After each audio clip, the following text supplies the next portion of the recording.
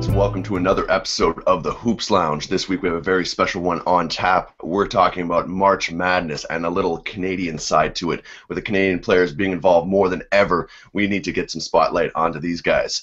Myself, Sporting Phil, I'm joined today by two great guys. First, one of my regular co-hosts, Mr. Marc Griffin. Hey, I'm Marc, and a new term for Andrew Wiggins. Let's call him underrated.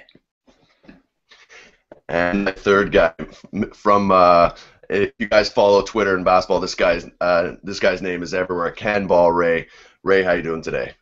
Very good, guys. Very good. Thanks for having me on the show. I guess Canadian invasion is going to happen in about 5 days. Exactly. So, we've been talking on and off air about the Canadian players that have been hitting the NBA, the NCAA. It seems that like a week doesn't go by where there's not an article about some guy making some big news.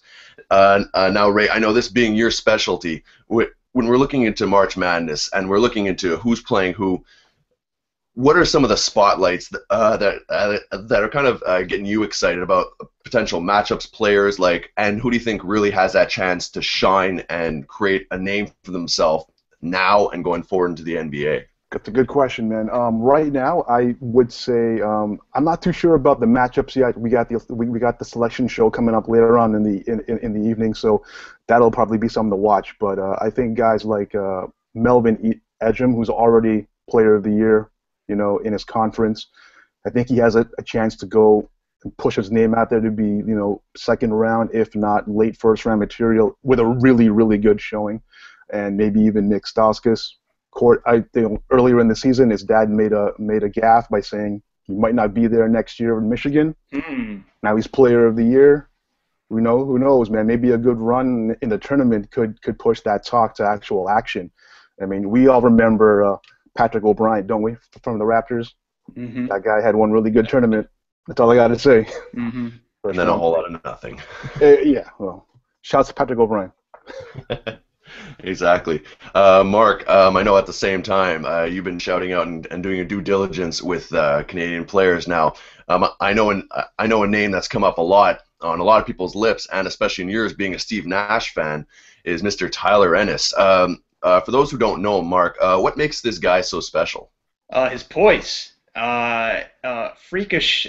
He's 18 years old and he plays like he's been playing basketball like he's in his 30s in the NBA. I got to see him play firsthand this summer when Syracuse played McGill University here in Montreal, and I noticed that poise right away, and everybody on the team was looking to him, a freshman.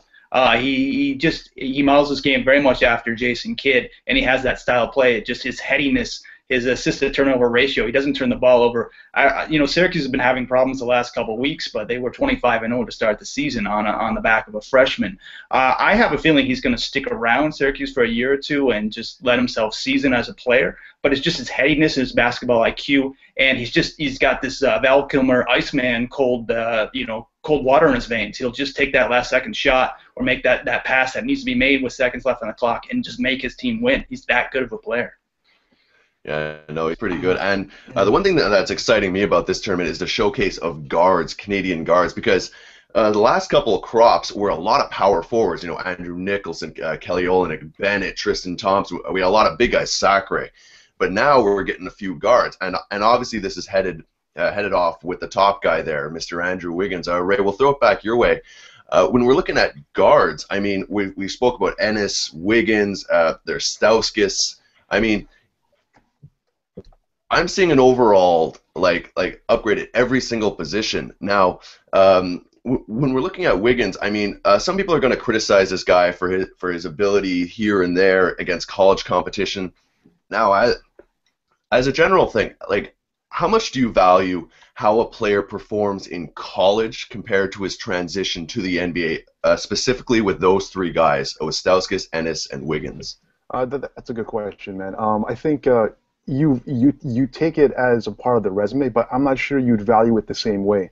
I don't know if you had seen this ESPN link, but recently they had they've done a little video clip on Wiggins and how his game will translate in the NBA, and it was pretty compelling. Guys like Stauskas, he can shoot, period. So there's always going to be a job for him at the highest level. Ennis is a point guard. That that'll always have a place in the NBA as well. His poise just makes him more advanced at this time in his life to be at that level. In terms of Wiggins, though, I think the college game is a little stifling. He's that really flashy player in terms of what he can do individually, one-on-one, off the bounce, off the break. And it doesn't translate as well in the college game only because it's more of a European style where it's team-oriented, and there's more of a set to it. Once they start doing ISOs in the NBA, I mean, we're going to see things that maybe we might have seen flashes of this year, but maybe more regularly in-game. Yeah, exactly. So those three guys, to me, get most of the press because, usually when we're looking at mock drafts, those guys get up there. But Marc, you've been speaking a lot of some other guys that have been making press, but maybe aren't as acclaimed nationally, like a certain point guard from Gonzaga.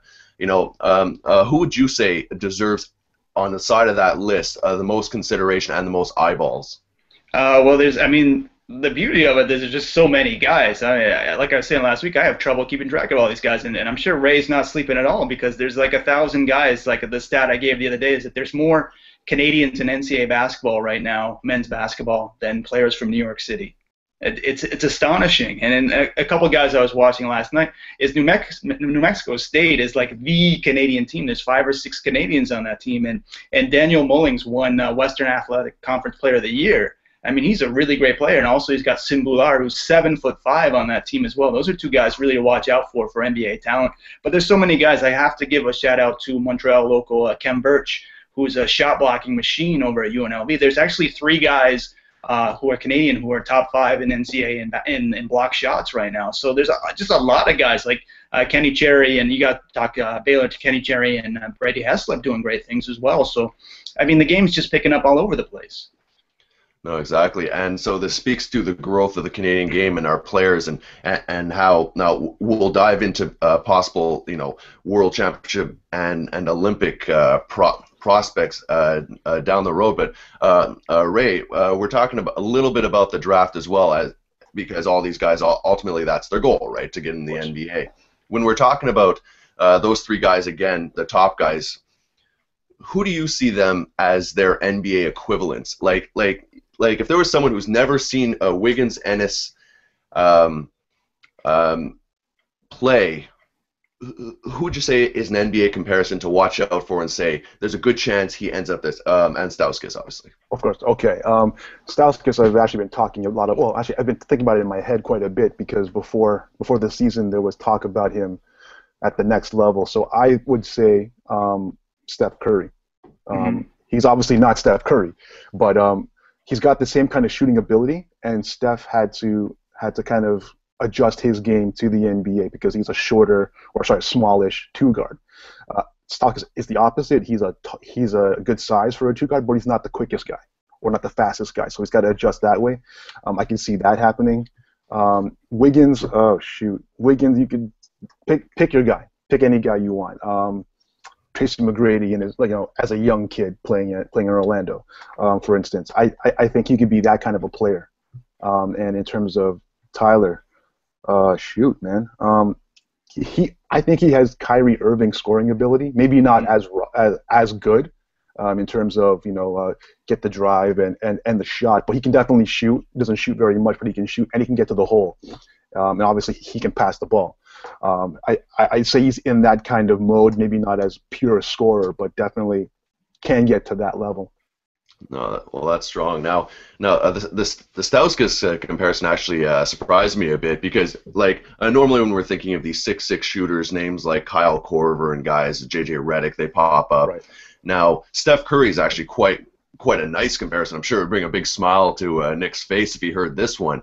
Do you think the difference between perhaps mentioning the Korvers of the world and the Currys is his improved ball handling? Because we've been hearing a lot about this and his potential to actually be kind of a, he could slide to the one when needed. And as you said, maybe not the quickest guy, but high basketball IQ, good ball handle, and the ability to spread the floor with his shot. Do you think that's what maybe separates him from these, just straight up shooting 2 guards that come out? Oh, totally.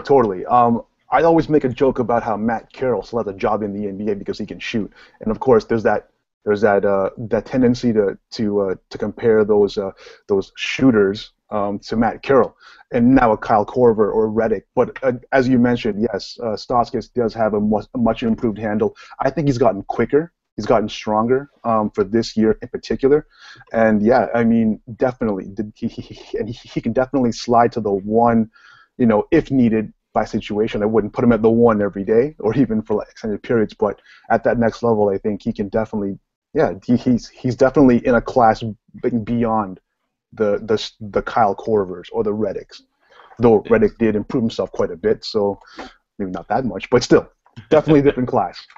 Exactly. Marc, when we're talking about these guys as well, now, I know on different shows we've compared Andrew Wiggins to past guys, present guys. Now, who do you think possibly goes up there as a current player who you can look at Andrew Wiggins and be like, I can kind of see this? Because while I kind of agree with the Tracy McGrady rule, the value I see in Wiggins, where I don't see in McGrady, is his defense. People are saying, his offense is up and down, but his defense is really, like I think his defense is undervalued. Where do you stand on a relative NBA comparison with this guy? Yeah, I would say defensively, he's got quite a bit of Scottie Pippen in him. He's got that long, lanky arms. He can shut down defenders. He gets quickly to the ball, even off the weak side, helping out shot blocking, etc. He knows he's got very good instincts defensively, and he wants to stop the ball. He's one of the few players who likes to play both ends, kind of like Kawhi Leonard or Paul George. He likes to do that. One comparison I like to make that doesn't get mentioned very often is personality-wise. He reminds me a lot of Tim Duncan. He's this kind of reluctant superstar. They talk about, is he too nice to be a superstar? Well, you know what? I was talking to Ray about this the other day. They talked about Tim Duncan the same way when he entered the league. And, he's stepping up his game. I looked at Tim Duncan's stats his freshman year at Wake Forest when he had a lot of hype around him. He averaged like 10 points, 11 boards. So Andrew Wiggins is very much stepping into the role where he's a quiet guy who wants to be away from the media. But like I said, in a lot of ways, like this USA Today article, he's underrated because there's so much pressure on them. There's so much of him to fit into this role, these predestined roles as the next LeBron James, the next Michael Jordan, and he's playing standout basketball right now. No, it makes a lot of sense. Now, Ray, I got a bit of a tough one for you that just hit my mind. So we're talking about all these Canadian players who are in the NBA and all these guys who are coming out right now. If you had to put a 2-on-2 squad and look 5-10 years down the road, who's got the better squad? Oh, in terms of who? Well, I'm talking about all the current Canadian players in the NBA now. So we're talking about Thompson, Bennett, Olenek, all those dudes against a team headed by Wiggins, Ennis, and all those guys. 5-10 years down the road. Hands down, it's got to be these new guys. More so because I think there's more versatility. In the past, you've seen guys who from Canada, and they're generally big guys or tweener guys, but we didn't have a whole mess of shooters or a whole mess of point guards or ball handlers or even mess of big guys who were mobile. I think this wave of players, even going back to Steve Nash time and taking all those NBA guys to the current NBA guys right now, I think it'll be hands down. These young bloods win. No. Yeah, I think I tend to agree, especially because in my mind, obviously at the top end, having Wiggins there and the potential superstar ability is really going to pull that whole group up, even if there are some guys who slide. Right. And now, Marc, when we are talking about Wiggins, because we can't talk about Canadian basketball without doing that, he's always been tied, the Canadian boy from surrounding areas in Toronto. Now, I know a lot of Raptors fans would love to see that guy in a Raptors uniform. Do you think it would be good or detrimental for Andrew Wiggins to start his career with the Toronto Raptors? Detrimental. I want him to start out in a small market. I mean, the Tim Duncan comparison, going to a small market like San Antonio, obviously San Antonio can't get him, but a place, I think you mentioned this a few months ago, a place like Philadelphia would be a really good fit for Andrew, where he wouldn't have to have this super duper media pressure. He wouldn't have to have a team that that desperately has to be into the playoffs, who can actually grow as a player, season himself as a player, and then potentially mid-career, later in his career, go to a place like Toronto where he's already fortified himself as a personality, as a player, has the skill sets, and knows how to deal with the proper situations. Because if he goes into Toronto right away, that is a pressure cooker. That is like a French Canadian going to play for the Montreal Canadiens right away in their career. That is a lot of pressure to put on a young man. He's already feeling it now in Kansas when he has Sports Illustrated with Wilt Chamberlain on them with him. So for him to go to the Raptors is not the right situation for him right now. I want him to go there down the road, potentially be the hometown hero down the road, but start off somewhere where he can have a chance to grow first. That makes sense. And just before we run into our In the Post segment, Ray, quick, what's more pressure for the same Andrew Wiggins? Toronto Raptors, Los Angeles Lakers? I'd say that it's the Raptors hands down. As Marc said, man, hometown hero. You're coming back home to play. It's not only your hometown, but your family's here, your friends are here, and in Andrew's case, his whole country is here. Mm-hmm. So we're all looking at him to be that guy, the next Vince Carter type of player to bring not only the team but the country up. I'd rather him not be here for the first couple of years as Marc, and just kind of build that confidence at the pro level, get those skills down, get the situations down, get accustomed to the pro life and what the media is going to just come at with him, and then come back and then be the hero. Yeah, that makes sense. All right, well, that was our first quarter talking about Canadian hoops draft and all in between. Now we have on tap our In the Post. Marc, you want to lay down the law for this one? Yeah, so this is for Ray and everyone else who is new to watching the show or listening to the show. In the Post, basically, I'm going to throw 3 questions at each of you. And these are real questions. I haven't given you these questions in advance. A few of these are written by Phil. A few are written by me. And you're going to have this 24-second clock to answer each question, and each guy gets to respond. So pretty straightforward. And I'll get started. Ray, you're our guest, so you're going to have our first question. All right. Ray, number 1. When you're drafting a big man, what are your qualifiers to make sure his talents will translate well to the NBA level? Okay. My qualifier will be, is he mobile? If he's not mobile, that's pointless. A big man who's immobile is a tree. If he can run, that's great. If he can defend, that's also going to be great. And just seeing that in college, in the zone or out of the zone, that'd be enough for me right there. And shooting's, a bonus. Okay, Phil, your response? Well done. I like that one because it's a lot of good answers, but I don't need to mention them. For me, it's very simple. It's 3 things: hands, feet, free throws. I've noticed this for a lot of guys. You look at Hakeem Olajuwon, you look at a lot of bigs, a lot of these guys who played soccer early on in life. When you can move and have good dexterity as a big, catch the ball, and if Kwame Brown, tiny hands, you can make things happen. And if you can do that, get to the line, draw the fouls, you win. Phil, your first question. Good question. Good answer, buddy. Phil, your first question. Who are your top 5 picks in this year's draft? Top 5 picks. Wiggins, Embiid for sure. Parker, Exum, and Randall. Because I think they all translate the most. I'm wary on Smart. Okay. Ray, same question? Okay. It goes Parker, Wiggins, Embiid, Randall, Smart. Smart's game's going to translate, period. He's going to be that microwave kind of guy who can put up buckets in a hurry, and we should already know who the other 4 guys are. They're big freaks of nature who can play the game. Not bad. That pressure, the 24-second clock. Okay, Ray, your next question. Can we officially say it's a bad idea to draft a 6'9" tweener forward at this point? Someone like a Marvin Williams, a Beasley, or an Anthony Randolph? Bad idea? Yes, I think so, only because there are so many tweener guys already. Maybe if we get one, if you can do one or the other, that's probably the best thing possible. If you need a tweener, there's a few guys who need jobs, who were once on teams. I'm pretty sure we can get them at a bargain basement price if we needed to. Phil, your response. my response, especially because I made up this question. Absolutely, this should be a red flag. This is why Marvin Williams got drafted in front of Chris Paul and Deron Williams. You should never do this. You should have a position, because anytime you don't, you have to build a team around to protect you. Tweeners make no sense. Learn a position. Ooh. Nice. Fighting words. All right. Okay. Phil, your next question in round 2. Who is your Canadian diamond in the rough in this year's draft?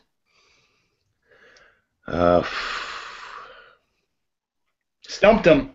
I'm gonna say Ennis. It's not coming up, but anytime his poise and ability, I'm not worried about a speed or anything. Anytime you play mistake-free basketball, you'll have a spot in the NBA.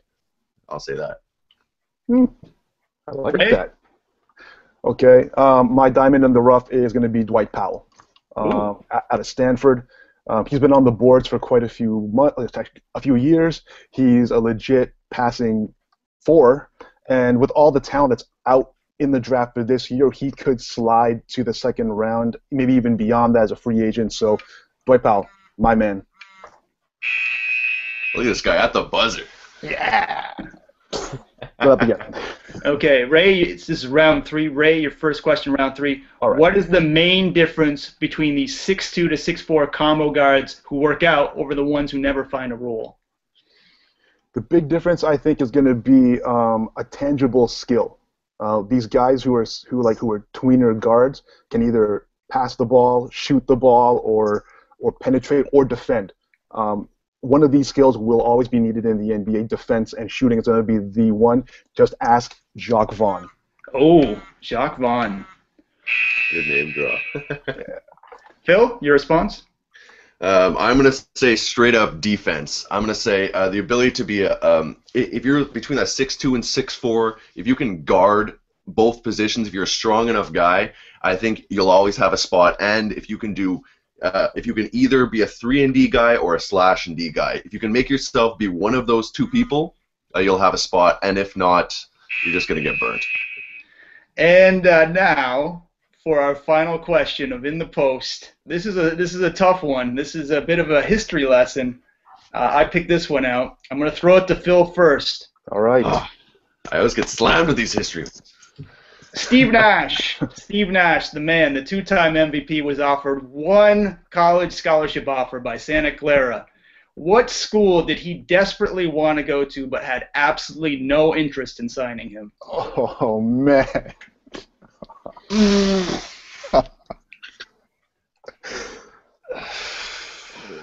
Michigan. I have no idea. Nope. Ray? Oh, man. I read that book and I completely blanked on it. Shoot. He does this to us every week, Ray. Stanford, maybe. Stanford? No. It was Syracuse University. Oh, my God. The Orange. Of all places, Syracuse. Oh, I'm telling you guys out there, when you're talking NBA history, Montreal Marc has you. Dude, this is the exact thing. This is the exact face I had when you asked you that when you asked Phil that question. It was like, huh? What? Who would even know that, man? That guy right there in the dark hat. My goodness. Touche. That's a good one, man. All right, well, that's been our In the Post. Now with some more Canadian interest with a little Dennis Rodman twist. Mr. Marc has our Naismith moment. Marc, you want to bring us through that one? Yeah, so for the Naismith moment, every week I look at something from basketball history, basketball culture, or a Canadian spin on basketball in honor of Dr. James Naismith, who invented this game. So this week, go off on a little crooked path. We're going to talk about Dennis Rodman because I had 2 really interesting Dennis Rodman stories thrown my way this week. Number 1, talking about Phil Jackson and all the these championships he's had over the years, all these Hall of Fame players he's coached. When asked what 2 players understood the triangle offense best, it wasn't Michael, it wasn't Scottie Pippen, it wasn't Kobe, it wasn't Shaq. It was Steve Kerr, who's probably going to be the coach of the Knicks next year, and Dennis Rodman understood the triangle offense best. I don't think people realize how much of a basketball IQ and how much of a student of the game Dennis was. He watched videotape nonstop, and he just was an idiot savant, which leads into the second story I read about Rodman this week. So when he was playing for the Pistons, He was in warm-ups one day for a game, and he was just standing on the sidelines while his teammates were warming up. And I think Isaiah came over and said, "What are you doing, Dennis? Well, you got to warm up. We're going to play in a couple of minutes." And he's like, "Oh, I'm watching your shots." He's like, "Well, what are you talking about?" It's like, "Well, your shot spins 3 times when you're shooting about 15 feet out. Joe's shot spins 3.5 times, and Vinny's shot goes off to the left in the 70% of the time." So basically, it turns out that Dennis Rodman has this encyclopedia in his brain of his teammates and his opponents' spin on their shots. And he did this for everybody in the league. Reminds me of when you hear about Ted Williams understanding the pitchers, how the ball would spin into the home plate when he was batting. He's just a complete idiot savant. He rebounded on a level that we will never, ever understand. And one last story about Dennis Rodman. When we're talking about Jason Collins and what he's done for the LBGT culture and in that community the last year, being the first openly active gay player, Dennis Rodman 25 years ago was a huge supporter of this community long before it was popular, and it was very much taboo back then. So he's broken down a lot of barriers, both as a player and as a person off the court. I know he's got a lot of issues these days, but we have to celebrate the uniqueness he's brought to this game of basketball. So that's Dennis the Worm Rodman. Well, and as the global ambassador of North Korea, right? Yeah, of course. Wow. Wow. Very impressive. Very impressive. Yeah, Mr. Marc bringing the knowledge, dropping the bombs on us as always. Wow. It was interesting when I was listening to that. I was thinking the modern day comparison has to be Kevin Love, how he watches the rebounds, like the percentages, how they come off each side of the rim with every player. I mean, I've seen a bunch of articles where he speaks of that, just the students of the game. But yeah, Dennis Rodman definitely, in certain regards, does not get the credit he deserves. All right, so we've come to the end of another great show. Now this is the point where we give our chance to just give a shout out.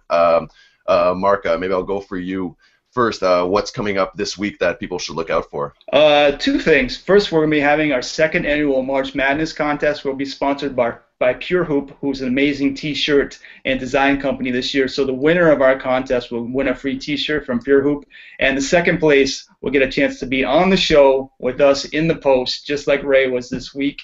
And so we'll have that on our Facebook page, facebook.com/hoopslounge. We'll have that up tonight, our bracket contest. And the second thing, our man Moda, who's not here this week, you know who he's hanging with over in Switzerland right now? Vlade Divac. Him and Vlade are taking part. Well, Vlade's the ambassador for this FIBA 3-on-3 tournament. So he's hanging over there with the guy who used to play for the Kings and Lakers. He's blowing kisses. So Moda will be back next week talking about Vlade. Exactly, and for myself, because obviously I want to end off on Mr. Cannonball Ray being our special guest, myself obviously are in the post articles and still working on some sidebar things. So if you do want to join any of our information, obviously hoopslounge.com, you can get in touch with us there. But Mr. Ray Cannonball Ray, what do you have on tap that us, the Hoops Lounge fans out there, can look forward to and give a read or a watch? Okay, so for this week, well, tonight the selection show for the NCAA, both men and women, should be coming off tonight. So be on the lookout for our look on our Canadian guys in the tournament, seeing who we think is going to have standout tournaments. And of course, every day schedule comes out, see who's playing, when they're playing, what time they're playing, and we will have our first NCAA pool for this year's tournament. So be on the lookout for that. Very nice. Well, listen, Ray, I want to give you a big thanks. This is actually a big moment for me. Like this is when we're bringing all this Canadian love for basketball. Because I feel like at a certain level, like we've always been hiding behind the curtain or whatever. This is where we're coming out, showing that there's a big number of us. So repping from Toronto, Cannonball Ray, Montreal, here with Hoops Lounge Group, we're going to bring you tons of information. So check us both out. And we're going to bring you all the information. So thank you both, Marc and Ray, for another show, and we'll catch you guys next time. Thanks for having us, guys. See ya. All right, peace.